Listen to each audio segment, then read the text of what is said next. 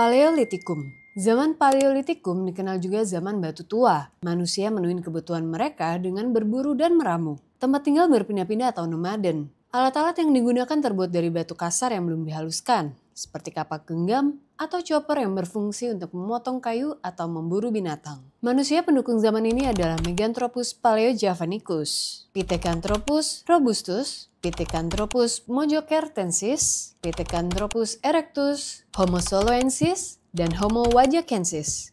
Mesolitikum. Zaman Mesolitikum dikenal juga zaman Batu Tengah. Ciri utama kehidupannya semi-nomaden. Sebagian manusianya sudah menetap di satu tempat, seperti di gua, tepi sungai, tepi pantai. Zaman ini masih mencari makan dengan berburu dan meramu. Sudah memiliki kemampuan bercocok tanam, alat-alat yang digunakan masih berbentuk kasar dan belum dihaluskan, seperti kapak genggam dan kapak pendek. Neolitikum.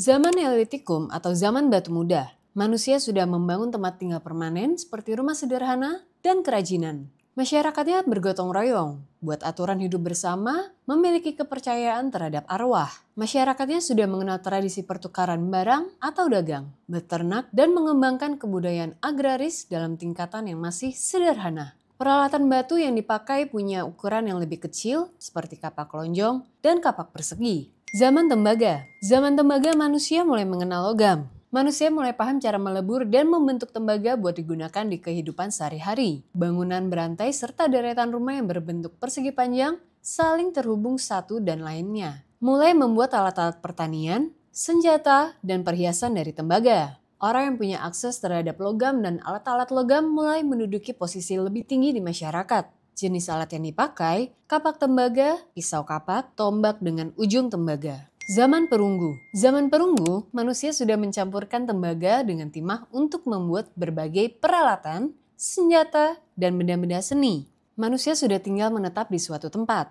Manusia hasilin makanan sendiri dengan mengolah pertanian dan peternakan. Kehidupan ekonomi semakin modern, menggunakan tenaga hewan sebagai alat transportasi perdagangan, telah muncul jenis perdagangan seperti garam, gelas, serta kerajinan. Adanya status sosial, seseorang yang hasilin kerajinan dari bahan perunggu lebih banyak. Barang peninggalannya seperti kapak corong, nakara, bejana perunggu, moko, arca perunggu, dan candrasa. Zaman besi. Manusia mulai menggunakan besi sebagai bahan utama untuk membuat alat, senjata, dan peralatan lainnya. Besi mulai digunakan secara luas karena sifatnya yang lebih kuat dan tahan lama dibandingkan perunggu. Mulai tinggal menetap di suatu kawasan dan mampu membangun rumah untuk tempat tinggal mereka. Di zaman besi, manusia sudah memilih pimpinan. Banyak kerajaan dan kekaisaran muncul. Banyak masyarakat mulai berdagang besi dan produk olahannya. Besi memungkinkan pembuatan senjata yang lebih tajam dan tahan lama, seperti pedang, tombak, mata panah, hingga perhiasan. Zaman kuno, dimulai sejak munculnya tulisan hingga berakhirnya kekaisaran Romawi Barat, manusia sudah hidup menetap, berkembang, menjadi makmur, dan semakin besar. Dua kasta penting muncul, yang mengendalikan politik, raja atau yang serupa, dan yang mengambil alih agama. Periode ini dua agama penting muncul, yaitu Yudaisme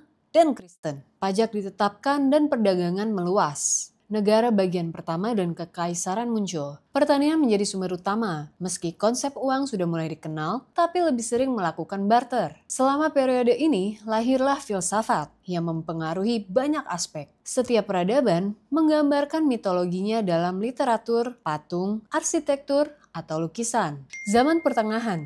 Zaman ini disebut sebagai zaman kegelapan. Masyarakat hidup dalam periode kelam ilmu pengetahuan. Kekristenan mulai menguat di Eropa. Gereja Katolik Roma jadi institusi paling berpengaruh dalam kehidupan spiritual maupun politik. Pertanian jadi aktivitas ekonomi utama. Juga terjadi peningkatan perdagangan, manufaktur, dan perkembangan kota. Peristiwa penting terjadi selama abad pertengahan. Dikeluarkannya piagam Magna Carta untuk membatasi kekuasaan raja dan penegak hukum, Perang 100 tahun Kerajaan Inggris dan Perancis, perjalanan Marco Polo, dan penaklukan Konstantinopel. Zaman modern awal, transisi dari zaman pertengahan ke dunia modern. Ciri yang paling menonjol adalah Renaissance, menandai kebangkitan kembali minat terhadap seni, sastra, dan sains klasik Yunani dan Romawi. Banyak tokoh bermunculan yang memperkenalkan teori baru tentang alam semesta. Banyak penemuan penting di bidang sebagai gerakan agama fisika, yang menentang kimia, otoritas gereja Katolik Roma. Zaman kontemporer. Zaman kontemporer adalah periode sejarah dari revolusi Prancis hingga saat ini. Pemerintahan republik mulai diintegrasikan.